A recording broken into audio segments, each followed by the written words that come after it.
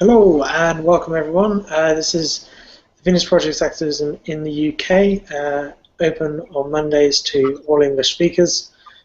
So today we've just watched a video on What Causes Anger by Jacque Fresco, and we're going to get into that very shortly. Beforehand, I just want to announce that we have a new event kind of coming up. It's going to be at the New Era Plan Fair. This is Venus Project Activism. Okay. Open on Mondays to.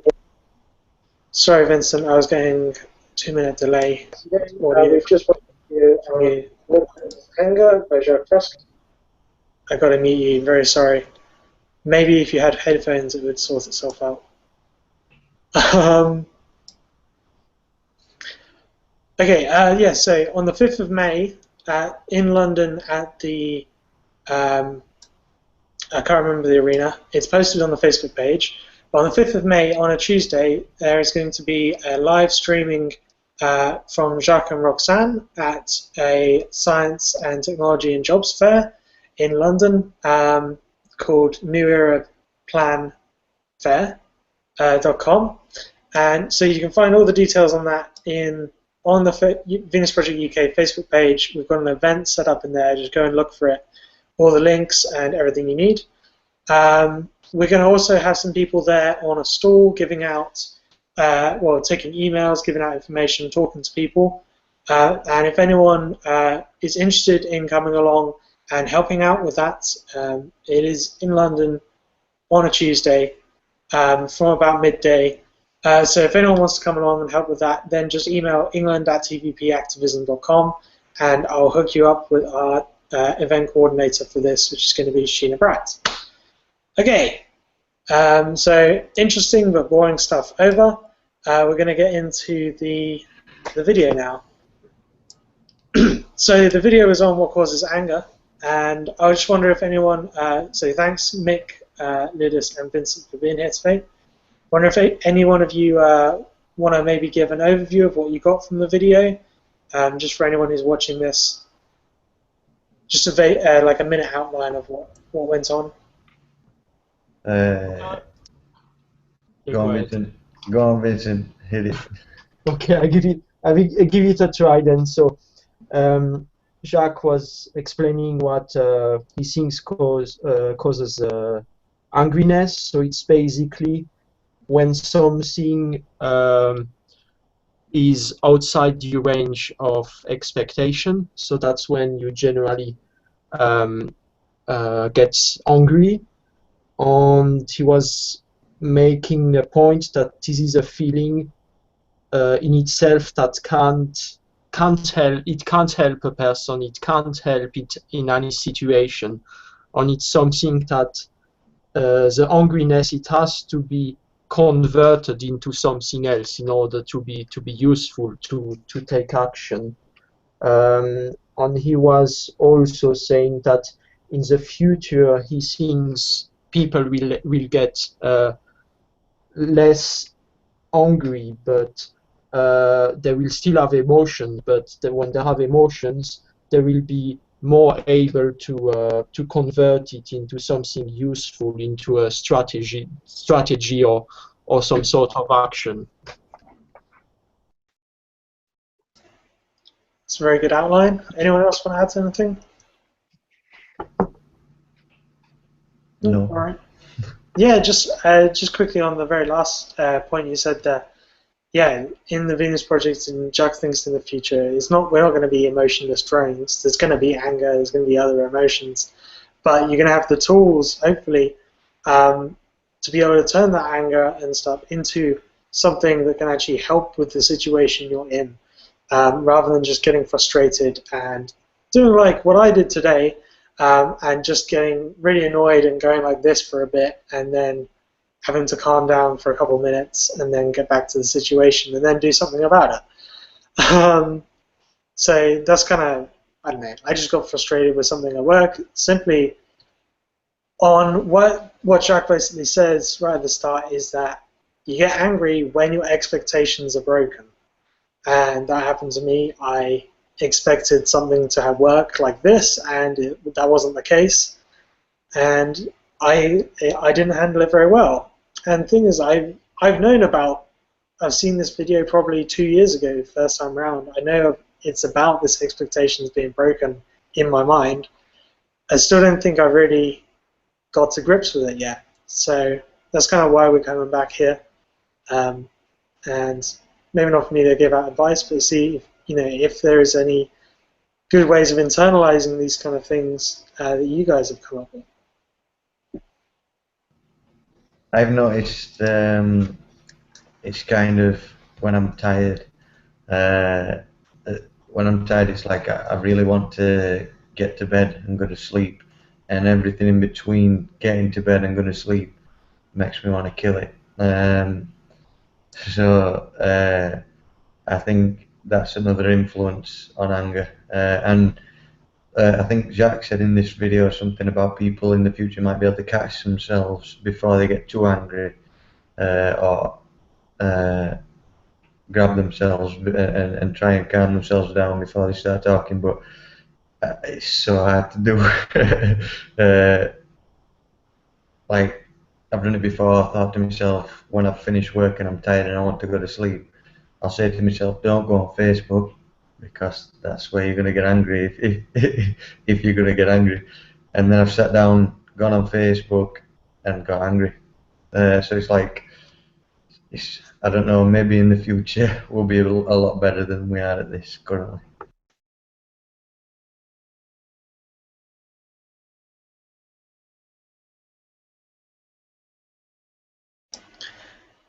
Ludus, always the gentleman. You gotta stick to the rules. If we're doing stars, you're first. Okay. Just my point was, you're right. I think it's that. It's having the tools to really see the beginnings of getting you angry and the kind of causes that get there. Like for me, like sleep is one. I don't necessarily get too angry when I'm sleepy. I get angry when I'm hungry, which is a problem sometimes for my diet. But if I realize that I get not necessarily angry, but grumpy and frustrated, and all the things that lead to an actual angry outburst, generally around when I'm hungry. And I do try and make an effort. If I had an interview at 5:30 in the evening, I made sure I ate beforehand, and things like that. So maybe I'm getting a little bit better, but I probably have too high expectations of how well I want to be doing. Okay, Lidus, go ahead. Okay, yeah. It's pretty difficult because Jacque obviously proposes to take an emotional inventory of sorts and to essentially see, how you behave in the morning. If you behave similarly in the evening, you kind of would have achieved something rather rare, or at least he suggests so. But that's in another lecture. I'm just sort of aligning this with the other one because it has similar connotations. But specifically with this lecture, I just had a question.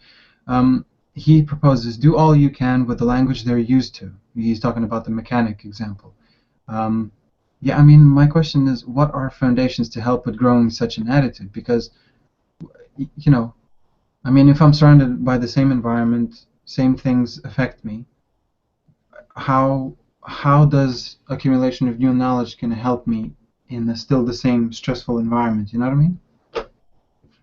That's just, I'm curious about that one.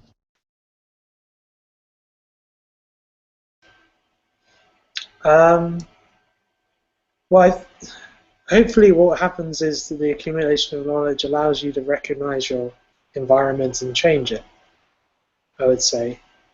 I think what Jacque meant a bit more about where he says talk to them in their language is the kind of semantic side of it.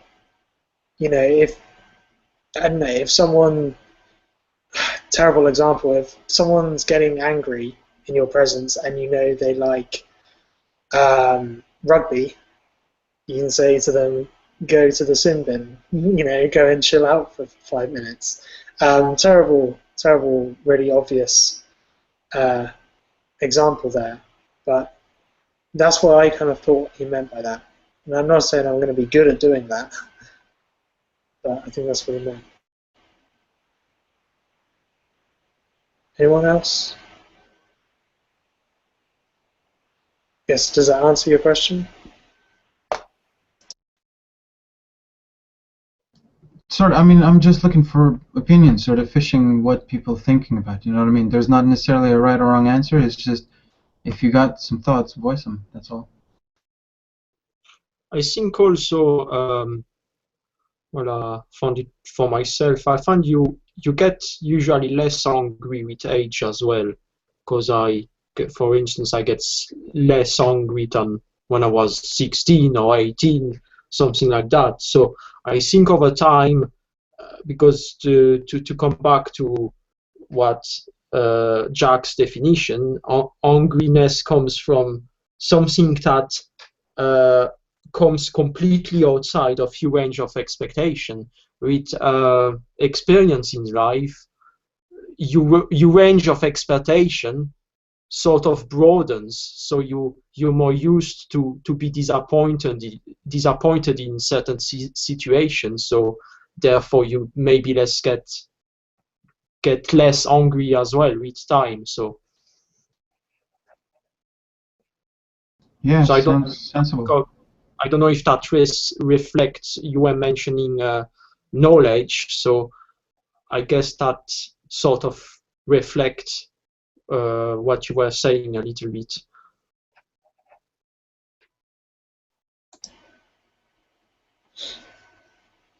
Cool. I think you kind of touched on the beginnings of another question there, which is Jacque in this, as in most things kind of in the realm of psychology, is talking as 100% behaviorist, or he comes across as one at least. I think he knows that it's not 100% environmental factors.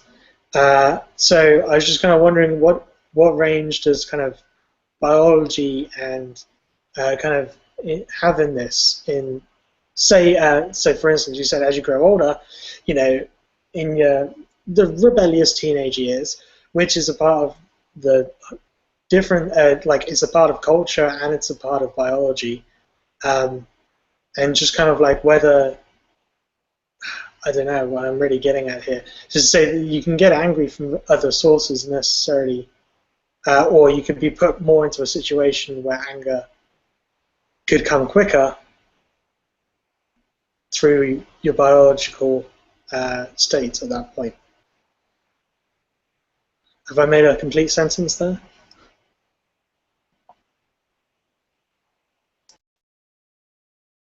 So are you essentially saying, all right, so rebellious years and all that stuff, are you essentially referring to boys itching for girls? They basically want to start fucking, but they maybe can't get it, and all of a sudden all this angst comes about, and then parents don't listen to them, or at least they can't find common ground, so there's conflicts? Is that what this is?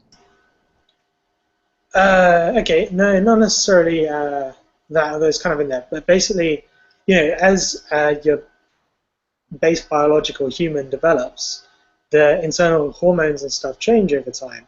For instance, you know, as you get to 13, 14 as a guy, you get more testosterone, you get more adrenaline. These things have a factor in how angry you get a certain situation would make you. Yeah. And I guess there isn't really a question in there. It was just more of an explanation of it's the cultural and your expectations interacting with your biology and your genes and stuff to make this whole experience of being angry. Okay, Nick? I guess hormone probably get into play, especially when you're a teenager. But I think it's more just about experience in life and having been into a certain situation before. You get less angry the next time, then you get less likely to turn crime because you're angry or do something nasty. So I don't think it's just biology. So I want to go back onto the age thing. Just to give an example of my father. When I was young, he hated the things he worked hard for. I'd break them. I was very clumsy and I could never fix anything. And then, like about a year ago, I went to my father's and I dropped his TV remote and it broke his TV, and I thought it was going to kill me.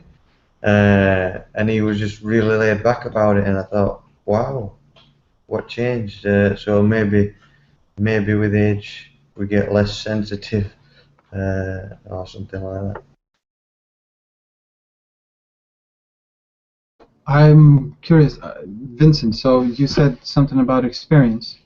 I'm not sure. I just have a question. If your proposition is correct, then that, at least to me, seems that the Venus Project sort of values can't work in kids. Do you see what I mean? If we all require experience in order to get to that stage, then by definition, conditioning and social engineering would fail in early years of development? Or am I misunderstanding something? That's not what I meant, because conditioning is essential to be someone sociable, to not turn into violence, into crime.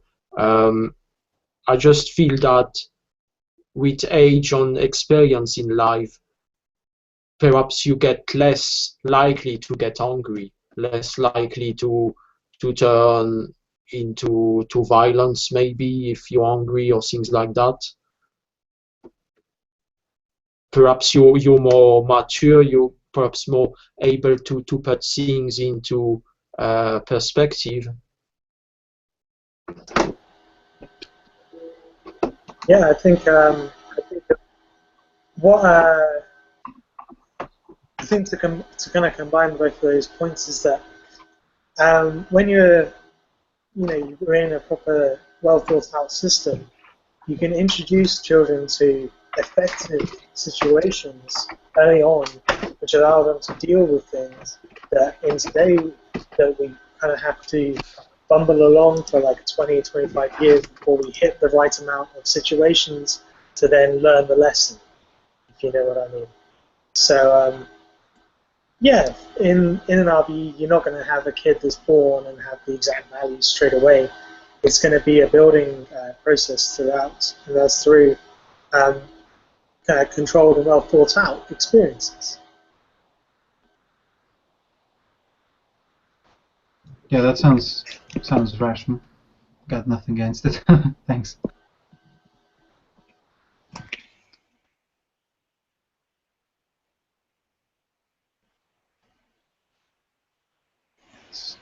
Cool.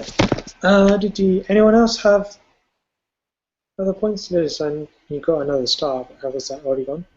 Yeah, no, it's I do have. I mean, I don't even know. I'm again not fishing for an answer straight up 100% of how to, but what would you guys ponder? I mean, when Jacque presented the rape scenario, just the words alone, obviously, already, with all of this crazy shit coming out in, in India, the way they treated those girls, I mean, it's fucked up because, I mean, my friend watched the documentary and apparently the men who were sentenced apparently actually said, yeah, they would have literally let her live if she didn't resist. So my question, I suppose, is how does one even attempt to get that nerves of steel response to such a sharp situation? How do you build up to, how do you get into an even approximate mentality of such an individual? You know what I mean? To speak like he suggested, like 6 guys trying to rape you, and you suggest going to your place, and you just become this sort of sarcastic humorist about the situation. Maybe not. Well, it sounded like sarcastic, but to me, it's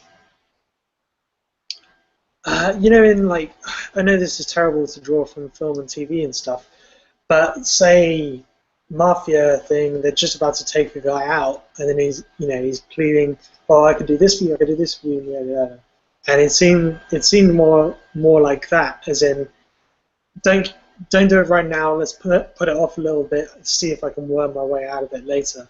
As an actual kind of way to try and avoid a pretty bad situation, might not work out in that case, but I don't know.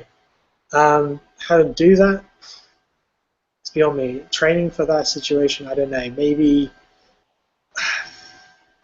like doing incredibly dangerous things, like extreme sports or something, could get you like ready for a situation like that. But for me, I don't know. Extensive planning, become OCD, maybe.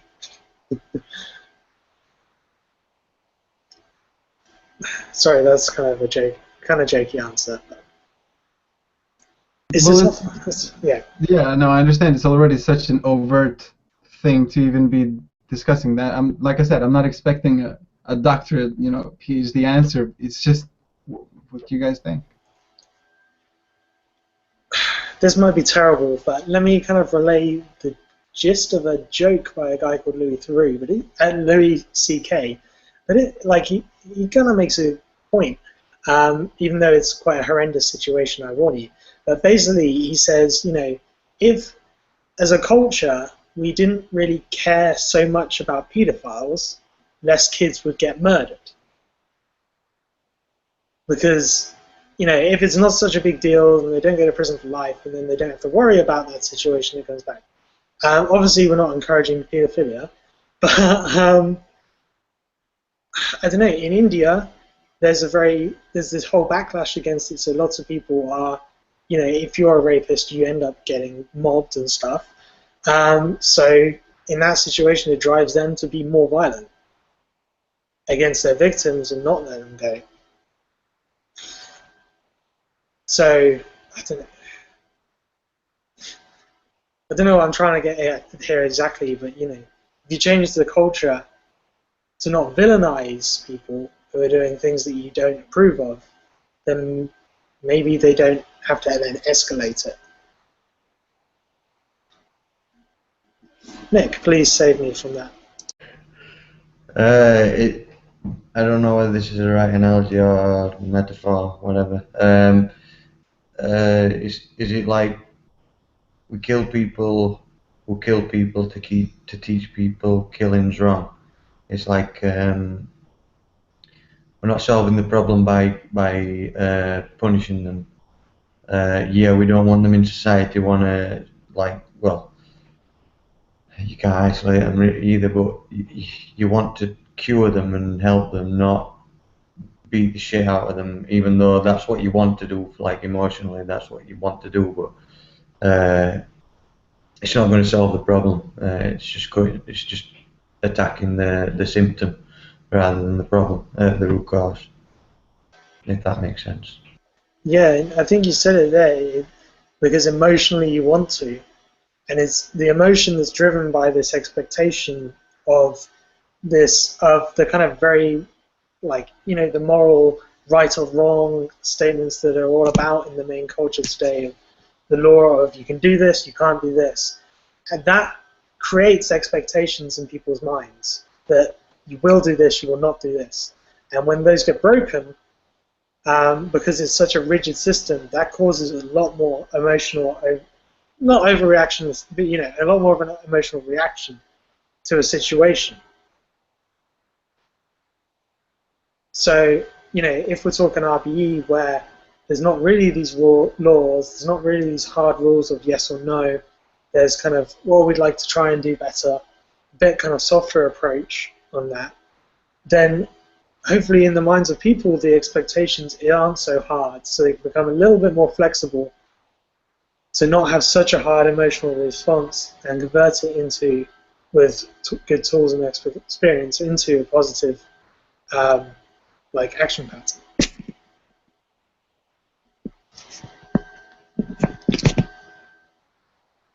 All right, anyone else on that? I've got another kind of question or topic of area. Jacque says that today all angry responses are basically not useful, and they go into negative action patterns. And he says in the future there'll be more positive action patterns, like fixing the actual situation. How about people who go for anger runs, or go for a walk when they're angry? Is that bad? Is that not useful? Could we be doing better, or is that? I just kind of think, to me, at least in today's range of scales, that those are kind of good reactions, or slightly better reactions than what you could have, at least. Yeah, I think you mentioned walking. I read a poem about this. It's like when we're walking and thinking, it seems that as mind works things out, or at least moves on to the next subject, whereas when you sat down and you're thinking, you kind of dwell, and it never solves itself out. You just play that same scene over and over again. So I do believe walking is definitely helpful for anger, but then there's things like I think it was in the short term, hitting a punch bag when you're angry, that might make you feel better, but apparently in the long term that kind of rewards the violent behaviour, so you get more aggressive, so not so good. But yeah, that's all I had on that.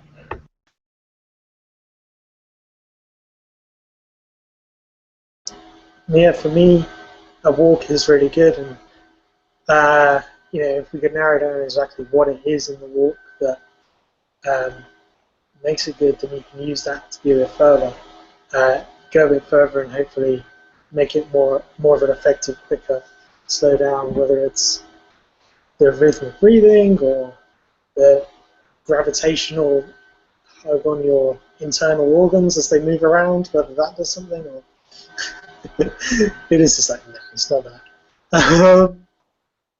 Probably the chemical balance that a bit of exercise brings to your body, whatever it is, then you can maybe, like for me, that's a fairly good tool, at least today in my tool set, to get on with the next thing pretty quickly, rather than getting in that rut and sitting there doing the same thing again and again. Hopefully in the future we'd have much better tools.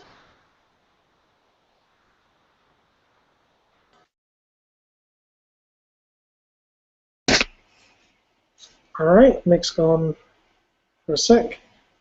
Let's see if I have any more notes. Does anyone have anything else from the video?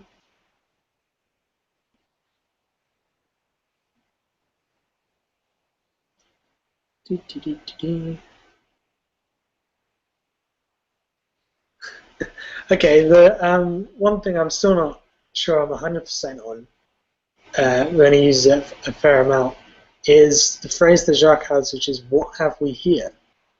When something unexpected happens, then he goes, what you should do is, "What have we here?" And then you can get on with things.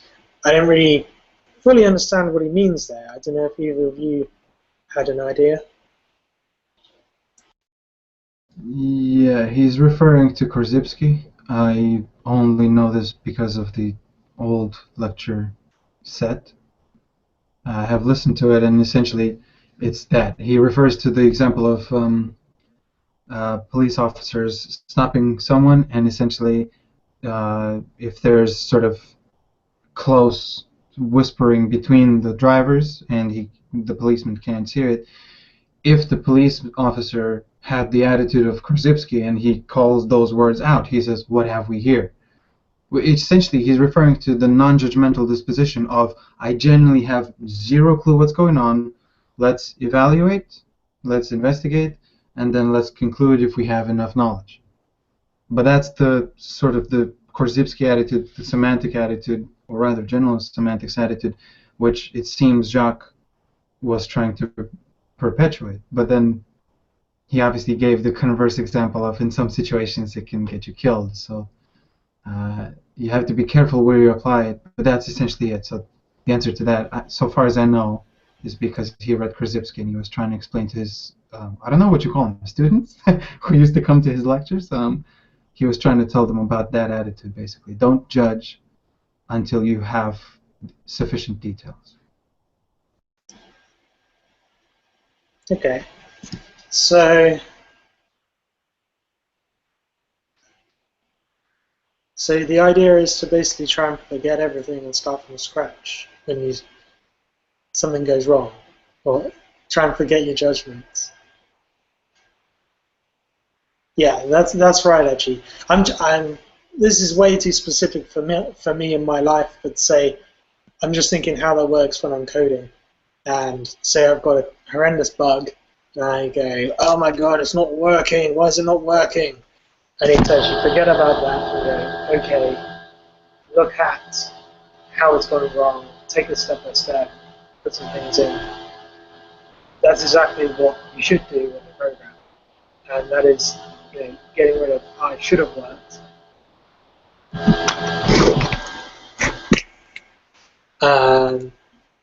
Much better. Yep.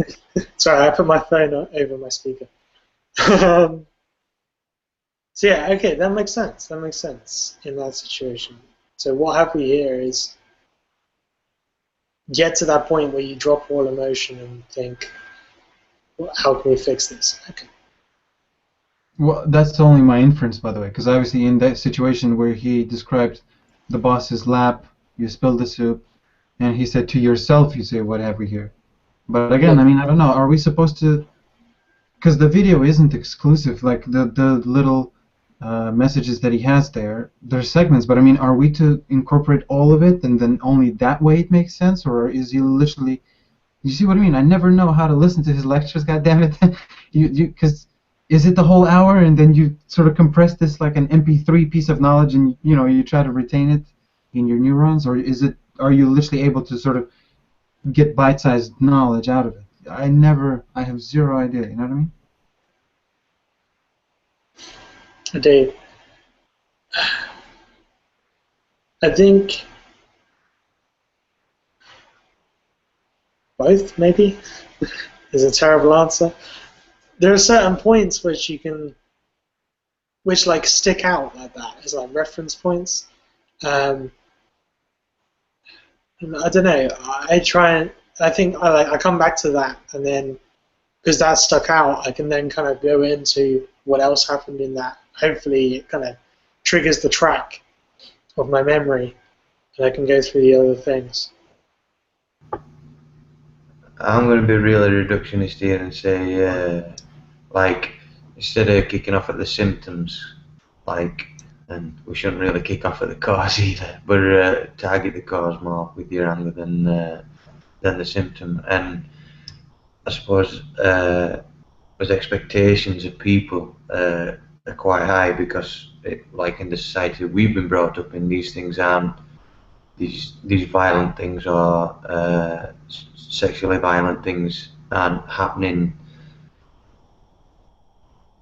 regular enough for us to see it as normal, whereas where they are, these things might be seen as normal. So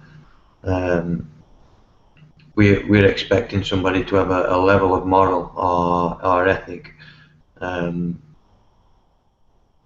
and like, why should we expect them to have that? We don't know what's gone through, what their lives have been like, so we don't understand them, and having that expectation of them makes us angry when they fail at that.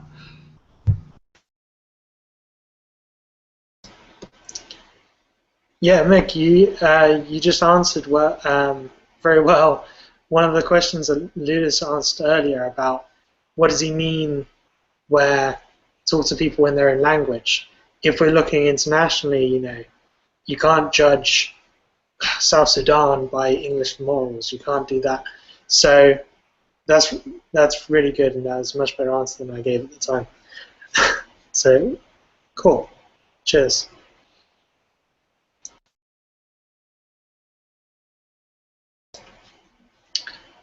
Okay, update on yesterday's thing is... Oh, no, we're still waiting. So, sorry, false expectations there. For me, I don't have any other notes from today's lecture. I think it's been pretty good. Anyone else have any questions or anything? I'm good, thanks, man. Okay. I guess I'll put it up to you three for a vote for what you want to do next week. Any ideas? What's the options? Every option on YouTube. No. Okay. Maybe I'll think about it, and or if you want to just message me during the week if you have any ideas. Yeah, cool. I'll find a good video on YouTube.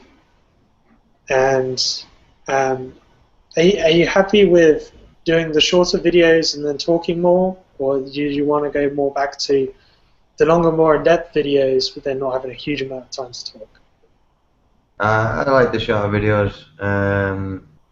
So yeah, that. Yeah, Excellent. last time was a bit too long, so.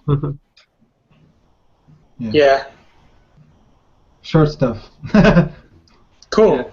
Okay, we'll keep going with that then. That's my preferred, and it actually means it's easier because everything's on YouTube rather than me having to upload and share with you material. But I might start doing that like as a weekly homework task if you want to watch it or something, so we can get through the extra materials. Notice I know you already have them anyway. Cool. All right, thanks everyone for watching the broadcast. I kind of forgot about you there for a second. So that's cool. Thanks, and yeah, check back every Monday. We do these 8:45 UK time. We've just gone to British Summer Time, which is 1+ UCT, hopefully. And so yeah, keep checking back on the Facebook page, and you'll get the links and start being able to come in yourselves. Cool. Thank you, Mick, Lidis, and Vincent for coming.